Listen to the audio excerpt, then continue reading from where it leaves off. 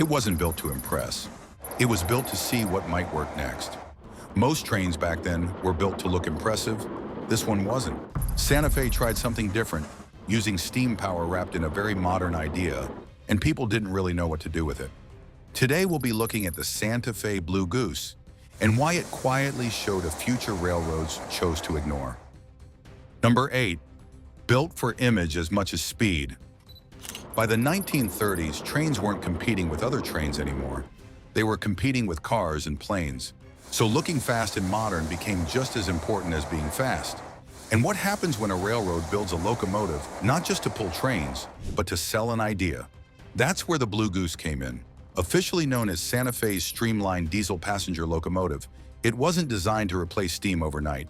It was a proof of concept, a way for Santa Fe to show what a modern passenger train could look like if railroading leaned into the future instead of fighting it. The shape was clean, the lines were smooth, and the blue and silver paint scheme made it impossible to miss. But the design wasn't just for looks. The streamlined body reduced wind resistance, cut down on noise, and helped the train feel quieter and more composed at speed. Inside, the experience was calmer too. Less vibration, less heat, and none of the smoke or soot passengers were used to with steam. But looks only got it attention. To justify its place on the railroad, the Blue Goose had to do more than that. It had to start on time, run long distances, and handle real schedules without constant attention from maintenance crews. And that meant surviving daily service, not just photo ops. That challenge leads straight to what made the Blue Goose truly unusual for its time. Number 7. A steam locomotive thinking like the future. In the 1930s, steam still dominated passenger rail service.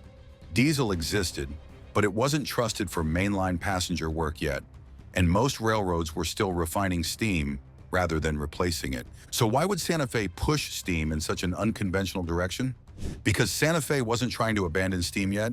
They were trying to fix its biggest problems. The Blue Goose was still a steam locomotive, but it was built to reduce the chaos that usually came with steam operation. Streamlining improved airflow and smoke behavior. Internal layouts were refined to reduce heat buildup around the cab. Maintenance access was improved, and servicing intervals were stretched as far as steam would allow. The goal wasn't more power, it was smoother runs, cleaner operation, and fewer interruptions. Crews spent less time taking care of the locomotive and more time keeping schedules intact. That predictability mattered more than raw output. Trains left on time, ran consistently, and felt more controlled than traditional steam designs. But forward-looking ideas only work if the machine can handle real-world railroad demands. Number 6. Streamlined but not fragile. The Blue Goose looked delicate compared to bulky steam locomotives, but it wasn't built to be a showpiece. Under the streamlined shell was a full steam locomotive designed for real service and not for show-off. So was streamlining just about looks, or did it actually change how the locomotive lived day to day? The answer was both. Aerodynamics helped its speed, especially on long, flat stretches, where even small reductions in drag added up over hours of running. But the bigger advantage came from the enclosed body itself. By sealing off critical equipment, the Blue Goose reduced exposure to rain, dust, cinders, and temperature swings that regularly affected open or partially exposed locomotives. Electrical systems stayed cleaner and more reliable. Wiring, generators, and controls were less likely to suffer from moisture or contamination. Mechanical components held their tolerances longer because they weren't constantly cycling between extreme heat and cold. That consistency meant fewer unexpected failures and less time spent chasing small issues before they became big ones. The design wasn't about beauty for its own sake. It was about controlling the environment that the machine lived in. And with that solved, the real shift came from how this train delivered power. Number 5. A different kind of power delivery. Traditional steam locomotives delivered power through direct mechanical force, which could feel abrupt, especially during starts and throttle changes. But the Blue Goose was designed to smooth that experience as much as steam technology allowed. What happens when a steam locomotive is tuned for smoothness instead of performance? It changed everything about how power felt. Instead of sudden surges, power came on smoothly and stayed predictable. The system delivered torque in a controlled, linear way, so throttle changes translated directly into motion without the lag or spikes crews were used to with steam. Wheel slip was easier to manage because power built gradually instead of arriving all at once. Starts were cleaner, especially with heavier consists, and the locomotive behaved the same way whether it was cold, warm, or hours into a run. That consistency reduced stress on the drivetrain and made handling more precise at low speeds. Crews didn't face much problems with it. They learned it quickly, trusted it faster, and focused more on running the train than managing the machine. But technical confidence only matters if it holds up over distance and time. If you enjoy stories about machines that quietly shaped history, subscribe. These kinds of experiments don't get talked about much, and there are more like this coming. Number 4, designed for steady miles. The Blue Goose wasn't designed for stop-and-go work or switching. It was built for long, uninterrupted passenger runs. What happens when a locomotive is optimized for one job and one job only? On the open main line, it excelled. Smooth acceleration came from steady power delivery rather than bursts of force. Stable cruising meant the locomotive could hold speed without constant adjustment, especially on long, flat stretches where consistency mattered more than outright speed.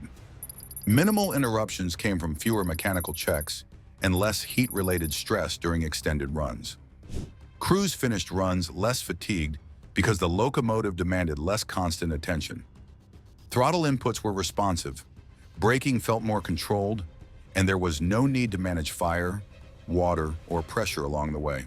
Schedules stayed consistent and maintenance planning became routine instead of reactive, built around intervals rather than unexpected failures.